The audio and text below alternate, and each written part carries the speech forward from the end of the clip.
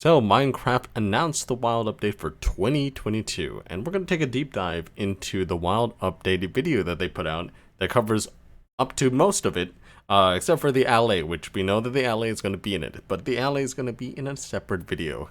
So check that out when I post that. But we're going to go over the Wild Update as it is now. Now, the stage was like this before, and now it's like this. We got the stage that is themed. So at this point you could tell that it's going to do something with the swamp because it's really swamp themed. And that's when they announced it, right? So what the Wild Update is supposed to do is to bring beautiful nature to the Minecraft world, more beautiful nature, and really scary challenges and adventures. And one of those is brought by King B-Dogs, or Brandon as he was called on stage, as the Deep Dark developer working on a lot of this stuff. And the reason why they moved it from Caves and Cliffs to the Wild Update is because they're no rush to put it out when it's been expanded so much, right? It's more than just the Warden, it's more than just a Deep Dark biome, it's a whole Deep Dark city now.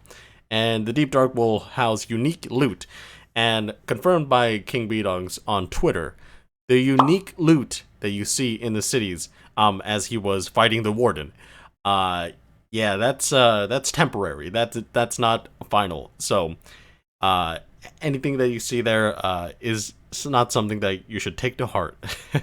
You can get a lot of updates on the features of Minecraft when you look at Twitter. They are very active on Twitter. They get a lot of their feedback on Twitter, and that's how we help them develop the game.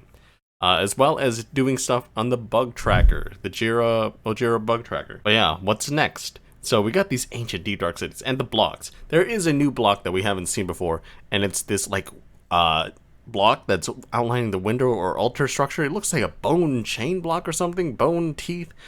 I feel like it must be easy to craft. It looks kind of weird. You could see it in multiple parts of the trailer. But also we have a lot of soul imagery in here. So we got soul fire, we got soul lanterns. The blocks themselves, the sculpt blocks, have souls within them as they rummage around, right? As they are animated. And the Warden himself has a lot of soul imagery in its chest. So we got deep slate blocks, we got the sculpt blocks, we got the polished and smooth basalt, we got glow lichen spawning naturally, we got the loot chests, we got candles, which is interesting because one of the unique loot that we found temporarily in the trailer was strings. So you basically think like they're trying to guide you into making candles for some reason. But it's kind of interesting. It's kind of interesting. And we also got gray or light gray wool. It's weird, but it's also wool. And I think this alludes to Skulk sensors not being able to detect through wool. It can be the vibrations are dampened with wool, and the sound design is just cool. It's a very very atmospheric.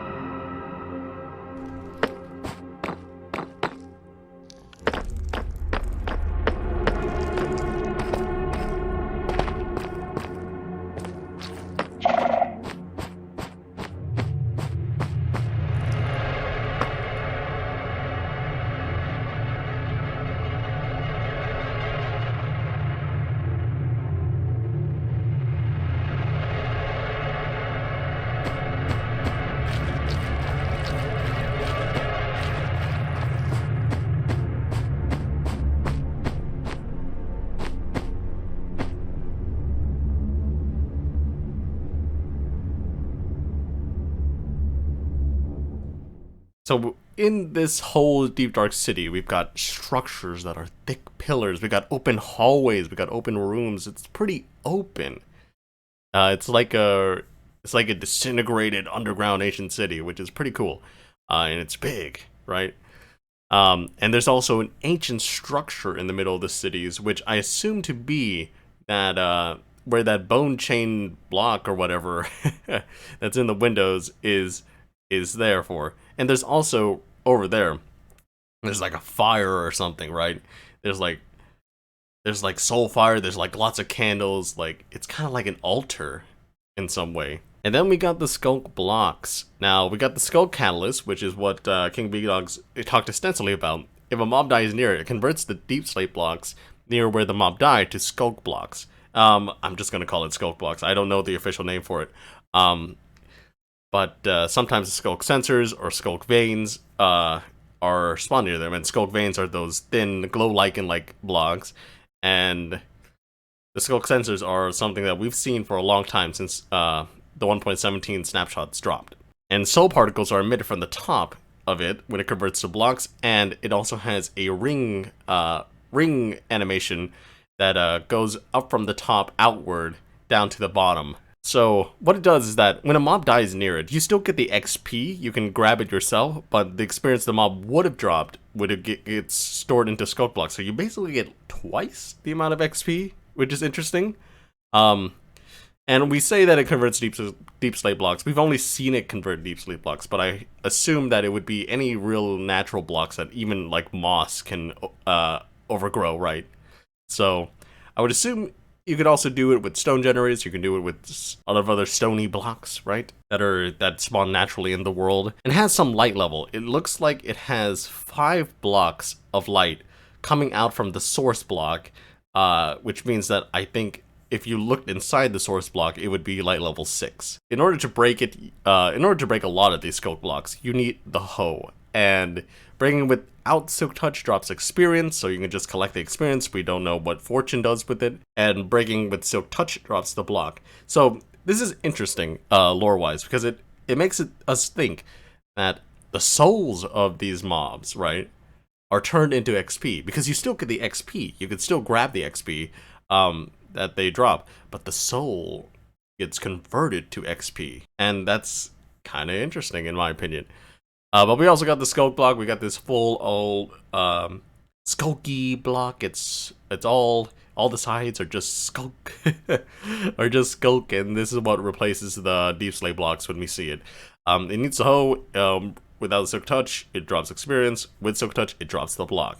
So you can definitely build with any of these. So then we got the skulk sensor. We've already known a lot about it. Breaking without Silk Touch drops the block, so you don't need Silk Touch for it. And shifting on top of it now, this wasn't the case before.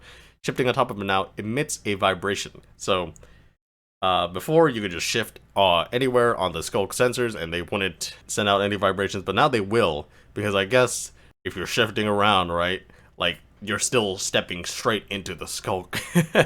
like it's gonna feel that. And now we got the skulk vein. You barely see this for a moment, but you can see that the name is shown when King Beedog switches his inventory, right? But the hoe is also the tool of choice here. Breaking without Silk Touch drops nothing. Breaking with Silk Touch drops the item. I'm not sure if it's gonna have any shear functionality, but I guess it might not. So then we got the Skulk Shrieker, and this is the fun block. So vibrations from the Skulk sensors go to this block, which means that if a Skulk sensor detects a vibration from you, it will send that vibration straight to the Skulk Shrieker. So Skulk Shrieker is the endpoint of all relays, it seems. So the ring particles that emit from the top expand and fade as it moves further away from the block, kind of like sonar. Or how you would imagine, like, Mario chasing that eel underwater. But it also induces the darkness effect. You would hear it. It screams for as long as the particles are there, by the way. It shrieks. It shrieks real loud. Animated texture inside with souls spinning. So you can see that in multiple parts of the trailer. The souls spin and then they kind of glow as they get more detection. And if it's activated too many times, it will spawn the Warden. Now, we don't know how many times it does seem to spawn the Warden. We don't know about that, but maybe it's 2 times. Maybe it's 2 times, which would be interesting because I feel like it should be up to 3, maybe, right? But from what we've been shown, it seems that it's 2 times, right? They keep activating the Shrieker, right? It looks like as a Warden is out, maybe there's a range for where another Warden can't spawn. It will break with Silk Touch. When you break it with Silk Touch, it also drops the block, as we see there. So what the Shrieker does is that it induces this darkness effect, right? I mentioned it a little bit. And the darkness pulses like a flash of light with a heartbeat sound. So when this block is activated, it's gonna give that really scary shriek sound that you heard now. You can even see now when you're sneaking and you... And it's interesting because all the glowy textures, once the darkness sets in, is still visible when close. And the blocks that emit light are not lost in darkness because they emit light, right? Like, it's not like blindness where you're not being able, you can't take in light. Like darkness just lowers the field of vision, but doesn't blind you, right? And also when it lifts, it clears like a fog, which is interesting. So we're gonna talk about the loot chest, even though I said that we're not gonna get any. There's no complete unique loot confirmation here. So we got enchanted books, high level books. They're looting 3, quick charge 3. Looks to be really high level books. And string, as I said, for candle crafting and snowballs, just to give players the ability to think about like using projectiles, maybe. But here's the thing about that, I just don't think it really makes sense for snowballs to be underground like this. It's just interesting. Maybe just put spectral arrows because we have that darkness effect with glowing and stuff like that, right? I'm not sure. But also we got the Warden. As it is summoned by the Skulk Shriekers, it climbs up on top of Skulk blocks without destroying them. There's a lot of particles though. It's like turtles laying their eggs. We got twangy, crunchy, creaky sounds. We got the heartbeat sounds when the chest pulses, with the different glowing textures. So you got a visual signal and you got a sound signal. So a heartbeat quickens when it hears vibrations, and the sound reaches the horns, its horns, and which change to a glowy texture as well. And it like growls at you. It growls at you when it detects a loud vibration. It's like, I heard that. Once it gets close to you, right? It sniffs you, which is interesting because is there just gonna be a sniff factor into this? Because King Beedog's kind of elaborated. It hears and smells pretty well. Because it hears where you are, it goes to that place, and if it smells you, like how does it know that it's something different, right? Unless it just is in its environment all the time, and something different is something worth attacking.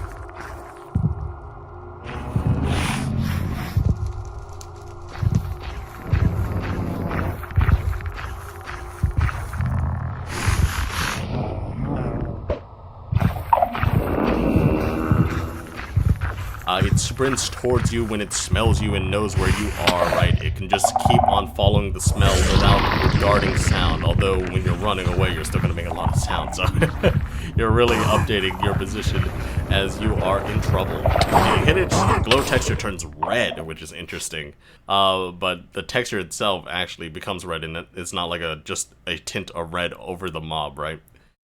And to a netherite geared person without enchantments, it does 13 health of damage. 13 health points of damage, which is insane. Especially since King Beedog's confirmed that it has 500 health, which is 250 hearts. If you compare it to other mobs of boss variety, that is a lot of hearts. And that's going to be it for the Warden. The Warden is so atmospheric. Like, it's so terrifying. It's so scary, but it's so cool at the same time. We're still going to be able to cheese it. I think there's going to be no way you can't not cheese it. And it's probably not going to drop a block because mobs don't have to have a drop or XP, right, to have a purpose in the world. They can be guardians of the dungeons. They could be anything. They could be ambient mobs. They can provide a purpose in another way other than farming. So let's go into the wilderness parts of the update. It's supposed to be about immersion in the Minecraft world because a lot of places in the Minecraft world are pretty bare. they need more to it, right? You gotta feel like you're inside Minecraft. So they're focusing on biodiversity in these things. Now, they didn't explicitly list like the birch forest, but they did show the concept art for the birch forest. And the concept art also goes further. It still shows birch forest mixed with swamp and stuff like that. So I'm guessing the birch forest is going to be updated, right? They just didn't list any explicit plans. I think they expected the concept art to show all that it needed to show, right? So what we got in the concept art is fallen over logs. We got tall birch trees with one log long branch from any place of the trunk. If you look in the concept art, they're placed anywhere, and a beehive might be placed underneath, and maybe placed above it too, maybe. But usually they grow like beneath the things. But also mushrooms can grow like coral fans on the side of trees, which is interesting. I would like that for reals. I would like it to grow like that as well. Grow fan-wise, maybe like if you place a mushroom on the ground, it will grow up onto trunks, which would be an interesting way to farm it now. I'm not sure if you're going to be able to actually like cut the mushroom fan off, which would be interesting. Assortment of vibrant and small and tall flowers. Now, we see like lilacs or something there, but there's some other tall flowers. There's a bevy of like smaller, flatter flowers. I think that would look cool. I would like more flowers. So then we go to the swamp overhaul concept art. Now we have lily pads with flowers onto them, which is interesting. I kind of want that. In order to get more lily pads so you can farm it like that, right? Like maybe it spawns like mushrooms but on the water surface. That could be cool. And then we got fireflies, which are tons of tiny particle, 2 pixel particle like mobs. I'm not sure if they're actually entities. They look to be ambient, but I'm not sure. They're probably going to have a central hitbox rather than have all those little hitboxes, right? But it would be hard to tell the central. As we see later, frogs do interact with them. And we also got mangrove trees in the concept art. You can see it because there's larger bases for the trees and the leaves kind of like hang down-ish, right? Who's working on the swamp? It is Corey, and Corey has been working on the swamp. So we got the swamp update, we got a boat with a chest, and it takes up the passenger seat, so expect another person not being able to ride in the second seat. It'll be probably a chest crafting recipe, although it could go 2 ways, right? You could probably put a chest on a boat in the crafting menu, or you can right-click a chest onto your boat in the overworld if you place down the boat. You can do it donkey or mule style, or you can do it minecart chest style. So we got the mangrove tree. It looks pretty cool. We got the propagule, which is able to be waterlogged and possibly grows naturally when placed underwater. It possibly grows naturally when the place is above water as well, which is interesting. It's able to grow downwards from mangrove leaves in stages. It might start at the max stage. It has to mature and grow up before you're able to use it. Before you're able to place it underwater, you might be able to place it underwater like that. I think it needs to grow. It needs to grow before it's able to grow into the big tree. And it's also possible that it's going to be placeable in pots. Definitely the saplings get placed in pots, right? And this is bamboo-like in shape. So it looks like it could be also placeable in pots. And probably all the stages of its growth could be placeable in pots. And so when it grows, you get mangrove root blocks, and it's an alpha block with dark shadows inside. It kind of looks weird to me.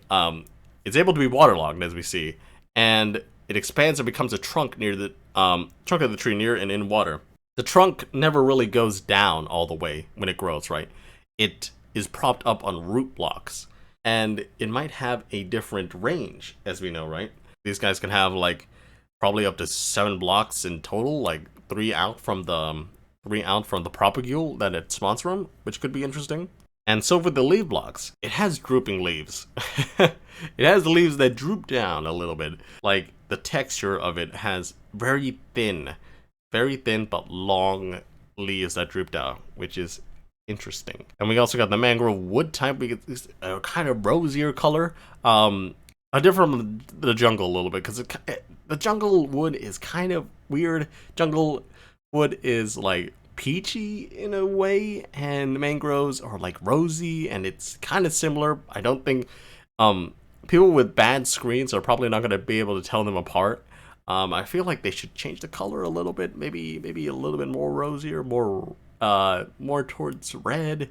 It looks like it's gonna get all the forms of wood that you would see, like how they implemented given wood types, which is the netherwood stuff. And we got vines hanging from it. So this spawns vines naturally, like jungle trees. So it's more atmospheric like that. And the big root structures can allow for boat travel. If you look at the concept art, they can have like 1 or 2 long, long branches.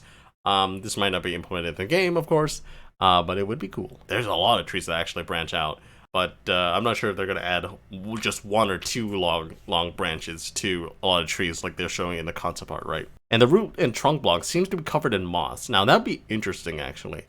I would like it to be covered in moss in the concept art in the real game because it would add a lot of atmosphere, I think. Like, just cover in moss carpet. Like, that's pretty cool, right? And then we get to the mangrove swamp biome. Now, you have all these mangroves, right? Why not put in a biome for it? So there's mangroves everywhere, there's mud blocks everywhere, and there's some different blocks under the root blocks. And I'm thinking this is like dried mud, but it doesn't look like dried mud, right? It looks weirder. It's definitely a different block. I'm not sure about it. Maybe it converts when it grows. It converts the blocks that are under the roots into something different, like mangrove rooted blocks or rooted mud or something like that. That'd be interesting. I don't know, but it's definitely a different block. But we also got the mud block, which is the block created with using a water bottle on dirt. Now the problem with this is that water bottles don't stack, which means that it is hard to make a lot of these, because what you can hold in your inventory is 27 plus 9. 36. You basically get only half a stack if you fill up your whole inventory with water bottles after you've placed down all the dirt, mind you, right?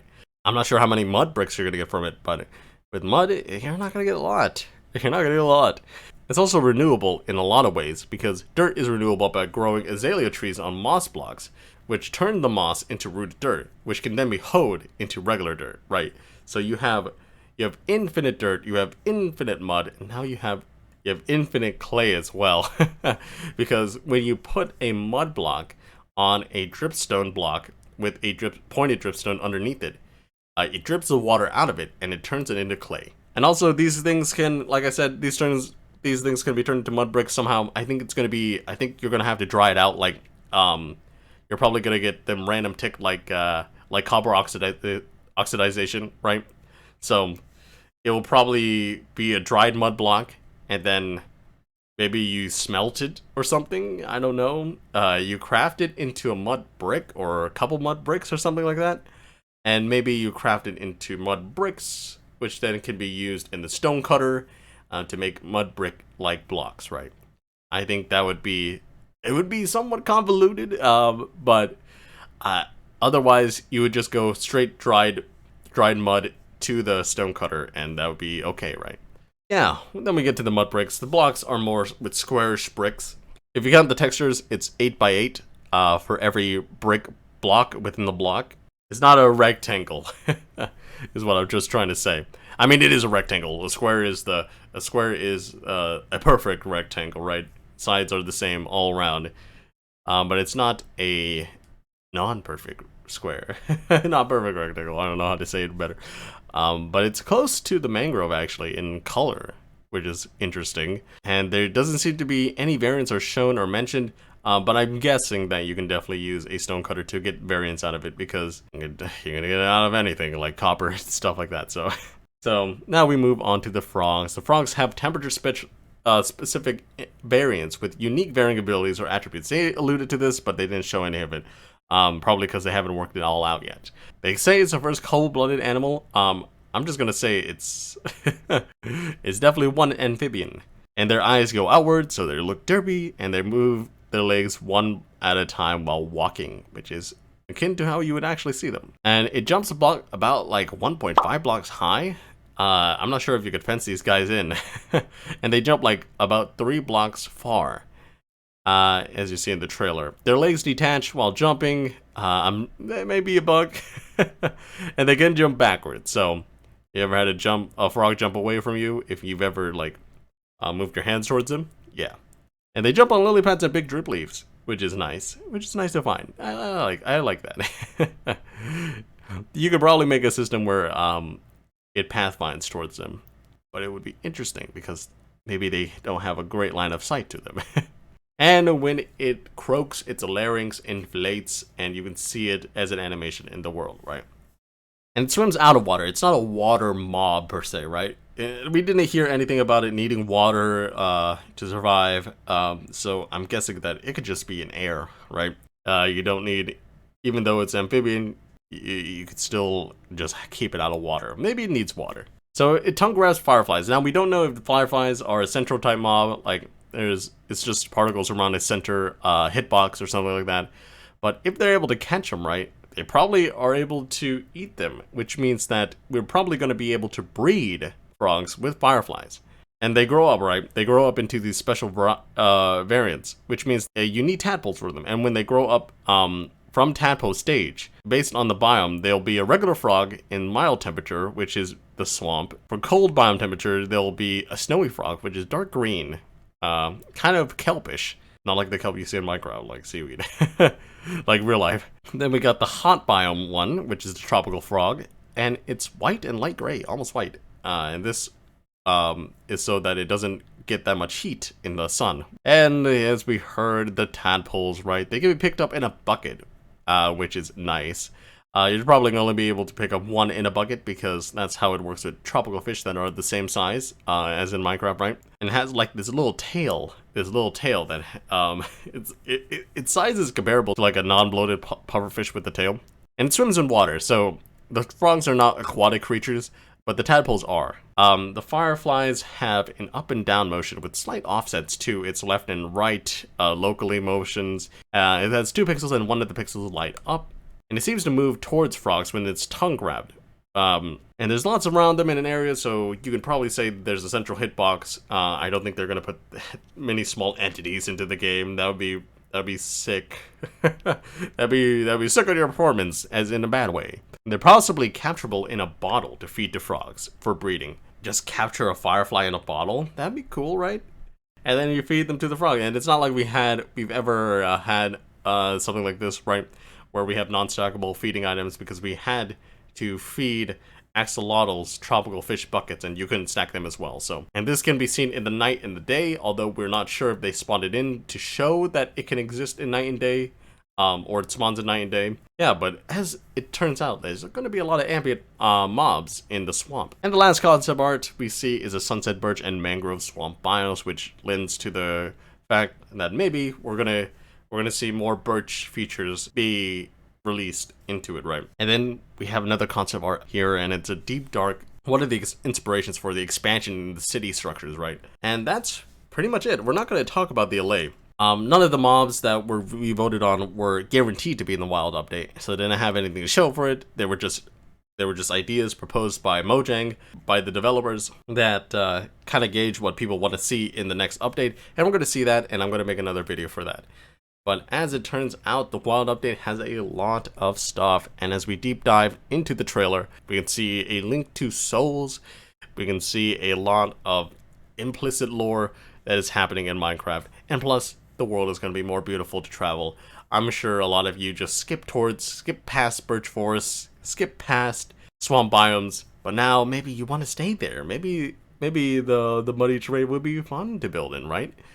Especially with the mangrove wood types, right? But yeah, that's gonna be it for this deep dive video. Have a good day, good night, good life, and I'll see you in the next one. Bye bye.